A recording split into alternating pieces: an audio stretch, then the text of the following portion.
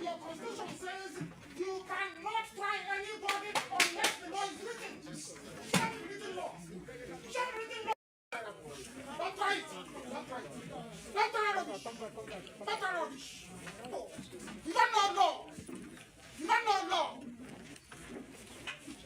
Your own constitution you don't respect. You give God's judgment you don't respect. That's why we the court of law. Why we the court of law? Good morning. Yes, I know you attended the proceedings today. Yes, I did. Nigerians to know. Yeah. Just a summary of what happened. Well, what happened in court today, for me, continues to be travesty of justice.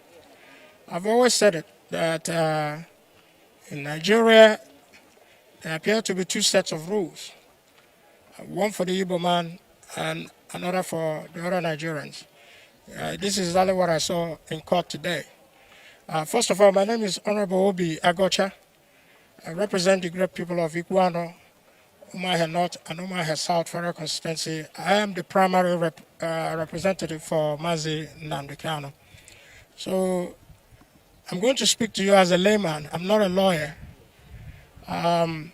Today, there was a motion that was filed. Previously, I believe at the end of October, another motion was filed. And none of those motions were challenged by the prosecution team. They didn't raise any objection. The court did not overrule anybody, but admitted the motion. So on what basis then is the trial, the efforts that are being put to compel Mazi Nnamdi Kanu to trial when the motions have been put and yet to be challenged by the prosecution team? Mazi Kanu is asking for a simple question: on what law is he being tried? Neither the judge nor the prosecution team have answered that. And today, that motion that was raised by Mazi Nnamdi Kanu and served to the prosecution team were not challenged. And it's very, very critical and important that we know that.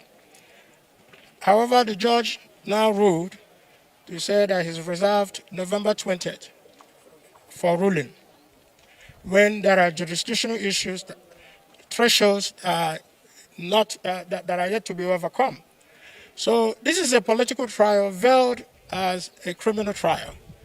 And for the stability of the Southeast and for the stability of Nigeria in a whole, to bring to end the civil war that was fought in 1967, means that the president should please look at the totality of Mazi Nnamdi Kanu's trial and bring an end to this charade, a travesty of injustice, bring an end to it so that the Southeast can be peaceful again, Nigeria can be peaceful again. But if they are determined in the way they have steamrolled this process, rushing to a judgment, then like Mazi Nnamdi Kanu says, there's a God in heaven, and the injustices that have been meted to Igbos, we will not forget. We will not forget. Even if we forget, our children and our grandchildren will not forget. Because it is important that everybody notes it, especially Mr. President, that in order for him to consolidate his goodwill for 2027, start with how he handles the matter of Nnamdi Kanu.